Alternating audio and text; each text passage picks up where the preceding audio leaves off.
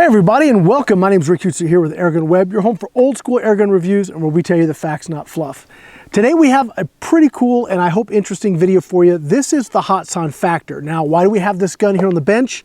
Well, there's a bunch of folks that mentioned this gun when we were doing so much work with the Benjamin Gunner, a gun I really like, and they're both out of Turkey, guys. So I was pretty surprised to find nearly identical types of I don't know, ways of doing things out of these two different guns. Maybe they're not that different.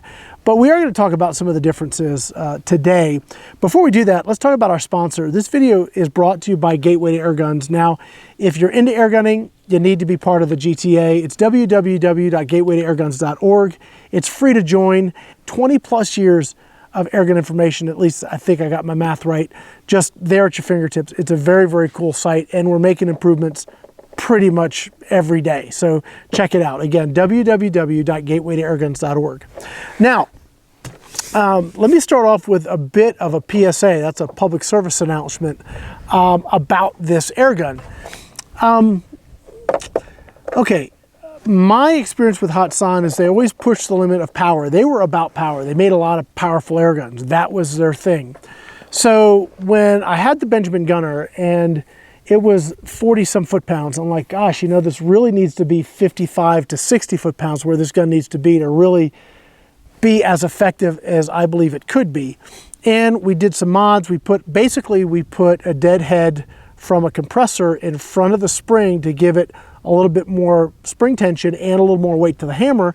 And that got us mid-50s, which was pretty good. I'm very pleased with that. Still would probably like 60, but pretty good power.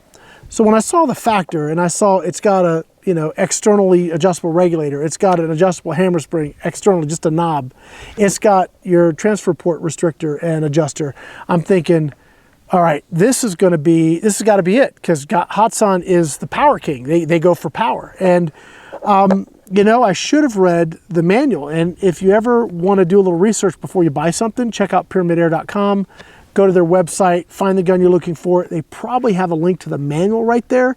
If I had just gone to their website and read the manual, I would have seen that the max power in this was 33.5 foot-pounds and 25 caliber. Yeah, that's not what I would be looking for out of a gun like this. But I didn't know that until I got it in. So yesterday I spent some time shooting with this. And yeah, it's right at 33, 36 foot-pounds, give or take. And the regulator's set to about 150 bar, which is 2100 and some change PSI. The hammer spring came fully maxed out. There wasn't a lot of space to go up. You could certainly turn it down, but not up. And I'm thinking, all right, so this gun, if it's really going to be usable for like 100 yards, we need more velocity. And I did work with the reg, really cool. We'll do a video on how to adjust the reg on this because it is super cool. Okay, so the good part about this gun is they've made it super easy for you to tune it and tweak it without having to take it apart, which is awesome. I mean, they've done a great job at that. The con, at least my opinion, and this is not against the gun, they're doing exactly what they promised to deliver. Okay, so just hear what I'm saying here. My preference would be for this gun to be 60 plus foot-pounds default and allow me to reduce that into where I want it to be for pellets. So I've got a great slug gun if I want to run slugs, but I can turn that down and get good accuracy with pellets and not push too hard. Unfortunately, we're already starting like not fast enough. Now, in 177 or 25, if it's putting out the same power, 33 some foot-pounds, I think this would be great, no problems. But in 25, it's underpowered out of the gate. Now, I did adjust the reg. I turned it up to about 175 bar. I didn't get a massive increase. I'm not anywhere near 900 feet per second in 25.4s. I want to be 950, okay? That's where I want to be for 100-yard accuracy and a 25 with the 25.4s. That means the 33.95s are going to be, you know, 840, 850-ish, give or take a little bit. So with that said, you know, that was my fault. Okay, public service announcement here. If you're doing your research on looking to pick something up, then go read the manual. And you could do, if Pyramid Air sells it, they probably have the manual online, which is just a really awesome service that they provide. Whether you're looking to buy a gun or you've bought it and lost your manual or whatever, just really cool. So let's talk about this gun. Let's talk about the features. Let's talk about what it does well. It's definitely shooting right, as far as power-wise, right in the promised area. I mean, 33.5 foot-pounds is what they're promising, and we're getting that. Today we're going to be shooting over the Pro Chrono Digital. We got a little wind today, as is the case in West Texas. It's coming and going. We got some weather coming in. We might get some rain. But the overcast and breeze is welcome because it's been really hot today. Magazine, how many, I think it's like 18. Let me just count. 1, 2, 3, 4, 5, 6, 7, 8, 9, 10, 11, 12, 13, 14, 15, 16, 17, 18, 19, excuse me, 19 shots per fill, or per magazine, which is cool. So how many shots per fill? Well, we're going to be doing 2 experiments today. We're going to be shooting, we'll probably do 10-shot groups. If we're looking like we're going to get anything that might be MOA or sub-MOA, then we'll shoot some 5-shot groups. Now, by the time you see this, Pyramid Air sub-MOA contest is going to be over, but it doesn't mean that it wasn't a cool contest, and it's not something that we should look to try and do as often as possible. Let's see if we can shoot sub-MOA. If we're looking like we might be able to do that, I will shoot some 5-shot groups and see what we get. But first, what we want to do, we've got a chronograph set up here. We're going to be catching our shots right here. We're going to check out the regulator shot count. Now, they're claiming 120 shots of optimal velocity. Yeah, I'm pretty skeptical of that, because that would be almost, well, what, 8 mags or so, give or take. Yeah, and I was getting maybe 3 or 4 before it's fallen off the reg. So yeah, that's a stretch, guys. You might want to redo your math on that one. But let's go ahead and start. I'll go ahead. We should be sighted in. I do have the hammer spring adjusted a little bit. No, or do I have it all the way up? No, it's all the way up. Okay, so we're running full tilt on the hammer. The regulator set to the factory, how it came to me was 150 bar. And that's that. So let's go ahead and we'll just take some shots here. I had somebody say recently, complaining that I was holding the, oh great. I need to go higher and I can't. Oh no, here we go. Yeah, I got it. All right. Somebody complained that I was holding the bipod while shooting. Well, I tried not holding the bipod, just doing something like this or whatever, and I definitely did better holding the bipod than I did not. So for whatever it's worth, department, the results I got were better if I hold it. So that's what we're going to do today. Okay, trigger is fully adjustable trigger. I have not touched the trigger. I have cleaned the barrel. I noticed in testing that it was a little squirrely, and I used the patchworm kit. Awesome kit, guys. I wish I had been showing you guys that for a while now. I mean, I just got it out. They've had it, but I just got it out. I've been using it, and it is very, very cool. So if you don't know anything about them, I'll have the links in the video description. Check it out. All right, center target. Let's do 10 shots.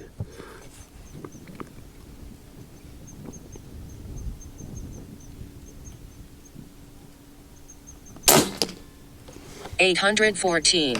Okay. And that really went squirrely.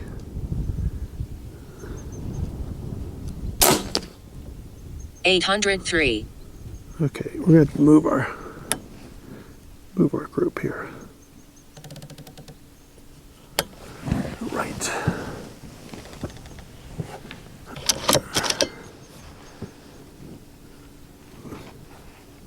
Okay, when I cleaned the barrel, I did take the shroud off, and it's possible that doing so and then retensioning the shroud caused my accuracy to not be where it was previously. So chalk it up to that.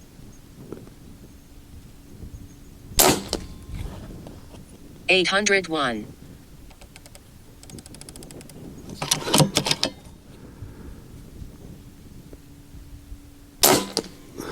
$803.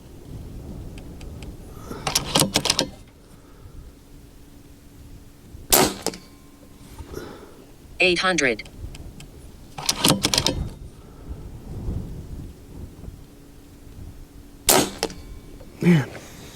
798. We'll bring it to the right now. How many shots is that? 6, okay.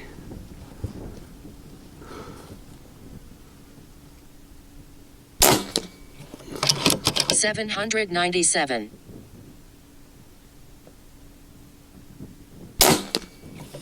800.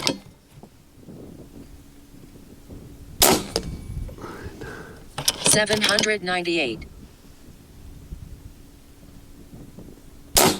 Okay.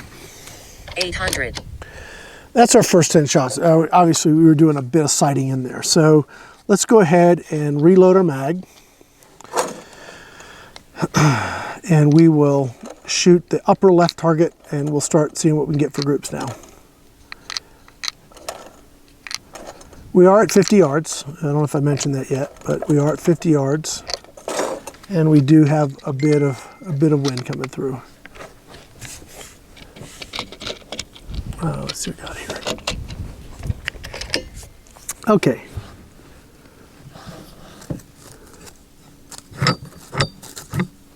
All right, top left.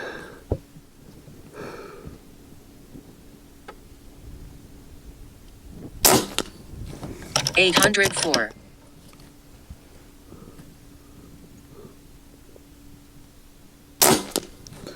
795.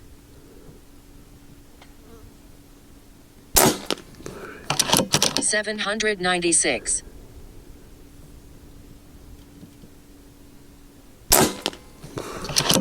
795.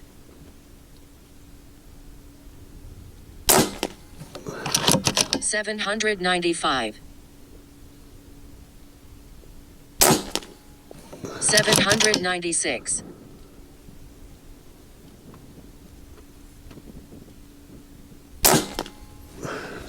797.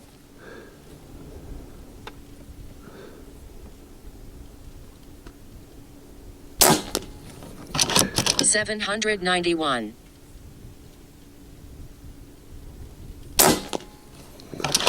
792.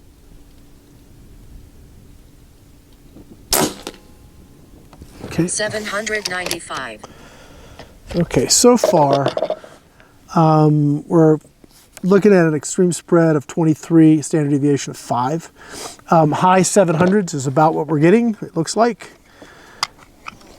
Now, in the paperwork, it's talking about 870 feet per second to get the foot-pounds. And by the way, we're right at the right foot-pounds. We're at a little bit over, actually, 35.64. So they're saying 870, which means they're shooting about a 19 and a half or just under 20 grain pellet. So, yeah, I mean, we're right in the ballpark. So don't let feet per second and the fact that we're not getting 870 per what the manual says or per what the site says throw you off. We are getting a little bit better than advertised energy. Okay, right now we are at 200 bar. So I filled the 250. Let's see if we can do another 2, maybe 3 mags.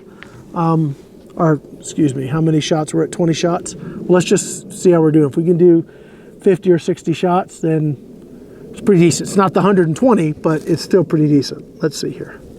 Okay, we're gonna go down to the bull just below that one.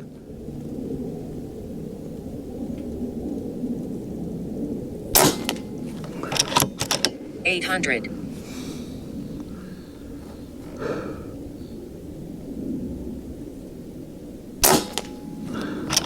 796. 793.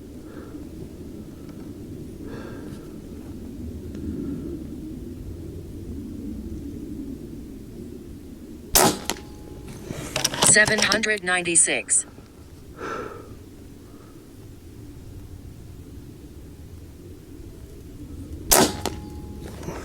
793.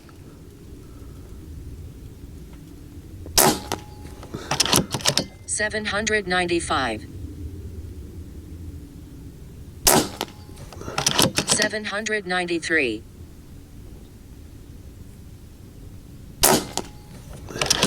793.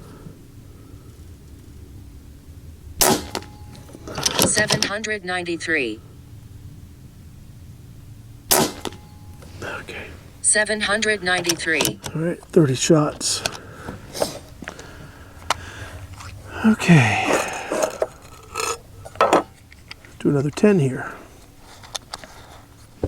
Okay, we'll move down one. All right, third bull on the left.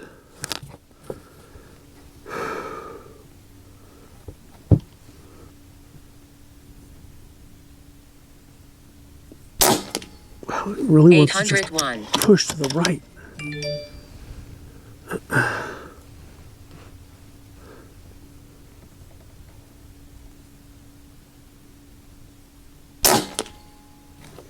$791. 790. 790. 793. 792. 789. 790. 792. Okay. 792. Okay, we're at 40 shots now, and we are sitting at like 160. So we're still over the reg, but just a fraction. So let's go ahead and some fresh pellets here. Let's go ahead and do one more 10-shot group. And then I may just go grab that target and we'll wrap this up, because we're not really seeing, well, there's a couple of those groups, parts of those groups that could have developed into something pretty cool, maybe sub-MOA, but we're just not getting that consistency right yet. So well, let's just shoot another 10 shots here, see what happens. Okay, bottom bull left side. Okay.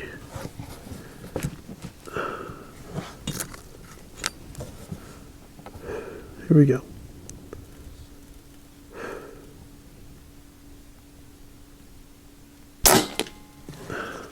$801.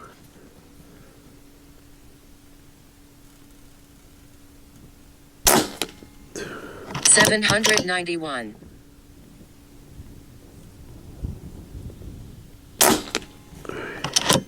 791. 790.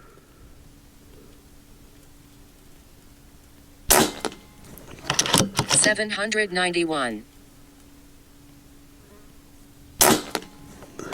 792.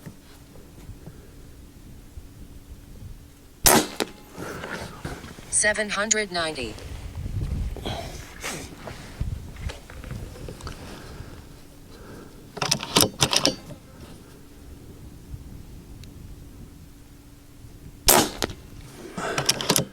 790. Oh, flies.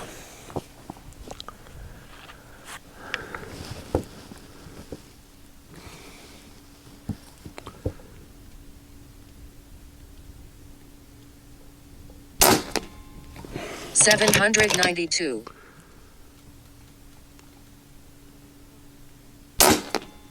Okay. 788. All right, now we're starting to drop. I think we're going to stop here. That's 50 shots with an extreme spread of 26 feet per second. It's not terrible. Standard deviation of 5. So that's actually pretty good.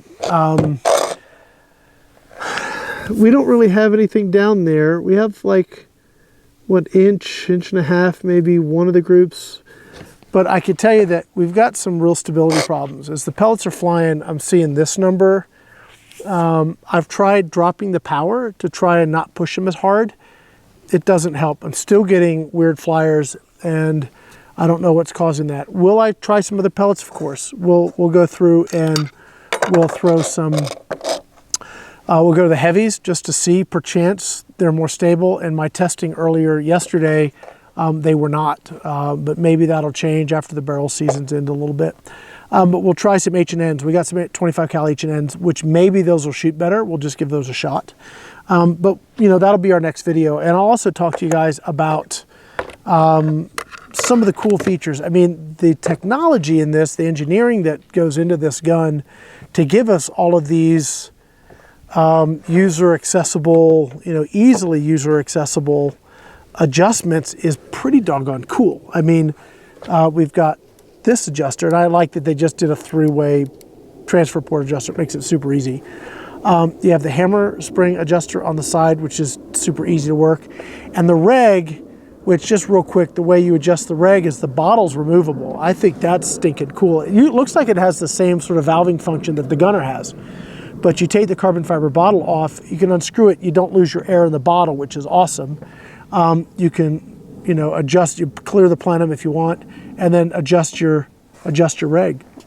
There's not a lot of how-tos in the manual, just pull it off and use our tool to adjust the reg. When you hook the bottle back up and you recharge the plenum, then you can sort of see how far you went. It's kind of a cool way to do it. It means you don't have to dump the gun every time, so that's pretty awesome. Did I want more? Yeah, I did.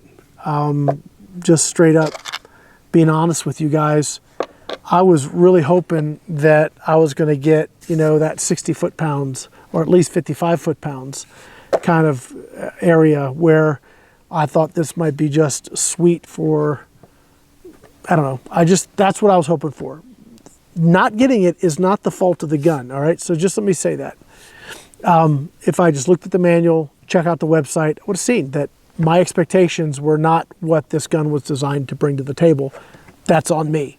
But I wonder how many other people bought the gun not realizing that as well. But, I think it's worth playing with a little bit more, seeing how we can get the most out of it. If you've got the Factor and 25, how you're going to get the best accuracy, the best, consistency. I think that's a worthwhile endeavor. And that's something we're going to be doing at Gateway to Airgun. So if you want to check out the rest of these videos, you can check them out at www.gatewaytoairguns.org, or make sure you subscribe to the GTA YouTube channel, because that's where the rest of these videos are going to get published. So guys, that's going to be it for now. I don't see a need to go grab that target. You guys can see it right here on the screen. We'll have some pictures.